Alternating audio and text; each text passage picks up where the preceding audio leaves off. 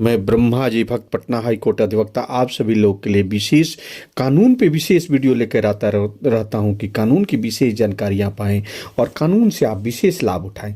लेकिन देखिए, आज यह विशेष वीडियो है कि सिवान लोकसभा क्षेत्र से कविता सिंह का टिकट कट गया और ये रमेश सिंह कुशवाहा जो ये जनता दल यूनाइटेड को ज्वाइन कर लिए हैं और उनकी जो पत्नी है विजय लक्ष्मी कुशवाहा वो भी जनता दल को ज्वाइन कर ली हैं और टिकट उनको मिलने जा रहा है। तो देखिए, ये रमेश सिंह कुशवाहा जो है जीरादेव विधानसभा से जदयू से पहले ये विधायक थे और फिर ये उपेंद्र कुशवाहा के पार्टी में ये यानी राष्ट्रीय लोक मोर्चा के यह प्रदेश अध्यक्ष थे और प्रदेश अध्यक्ष होते हुए ये जेडीयू को ज्वाइन कर लिया। तो यह जो है उपेंद्र कुशवाहा की पार्टी में बड़ी टूट हुई है, यानी उनके प्रदेश अध्यक्ष को ही जो है रालोसपा जो है यह उपेंद्र कुशवाहा की पार्टी के प्रदेश अध्यक्ष को ही नीतीश कुमार द्वारा तोड़ दिया गया है।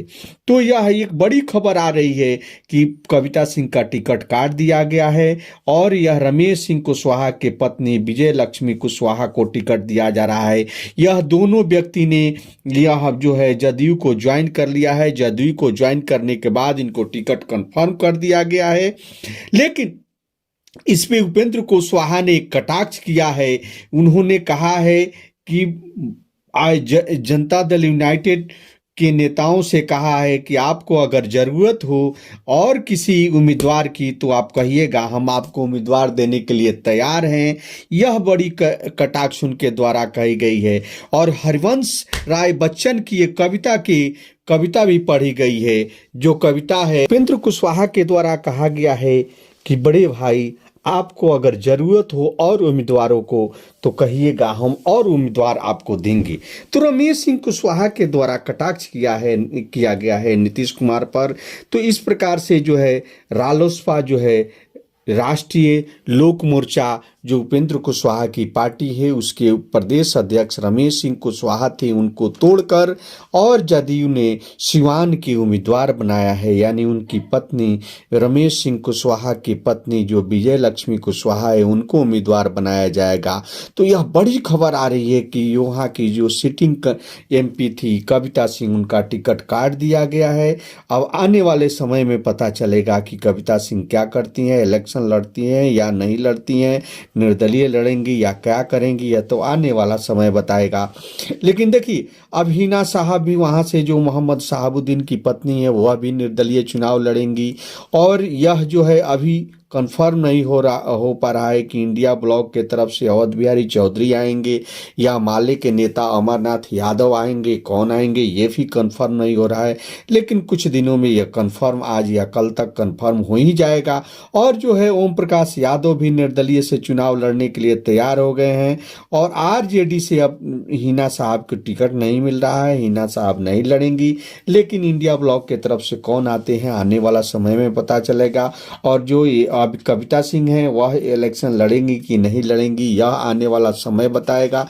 लेकिन अब देखिए, यह कहा जाता है कि जिन पे ज़्यादा भरोसा होता है, उपेंद्र कुशवाहा को बहुत ज़्यादा रमेश सिंह कुशवाहा पर भरोसा था। लेकिन राजनीति में कुछ भी सुनिश्चित नहीं होता है, कहीं भी कोई जा सकता है अपने फायदे के लिए। तो यही हुआ, रमेश सिंह कुशवाहा के प्रदेश अध्यक्ष, ये उपेंद्र सिंह कुशवाहा के प्रदेश अध्यक्ष रालोसपा यानी राष्ट्रीय लोक मोर्चा के प्रदेश अध्यक्ष रमेश सिंह कुशवाहा को तोड़कर जदयू में शामिल कर दिया गया, जिसमें ये जनता दल यूनाइटेड के जो है प्रदेश अध्यक्ष जो उमेश कुशवाहा थे, विजय चौधरी थे और नीतीश कुमार थे, ये सभी लोगों की उपस्थिति में रमेश सिंह कुशवाहा और विजय लक्ष्मी कुशवाहा की जो है जदयू की सदस्यता दिलाई गई और उसके बाद इनको टिकट कंफर्म कर दिया गया।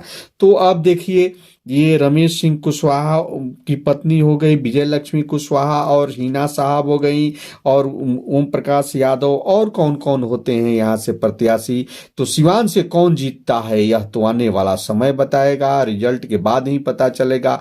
लेकिन यहाँ भी लड़ाई जो है चतुर्थकोणीय होगी, त्रिकोणीय नहीं चतुर्थकोणीय होगी और आने वाले समय में ही कंफर्म कंफर्म हो पाएगा कि कौन जीतता है, कौन बादशाह है यहाँ का।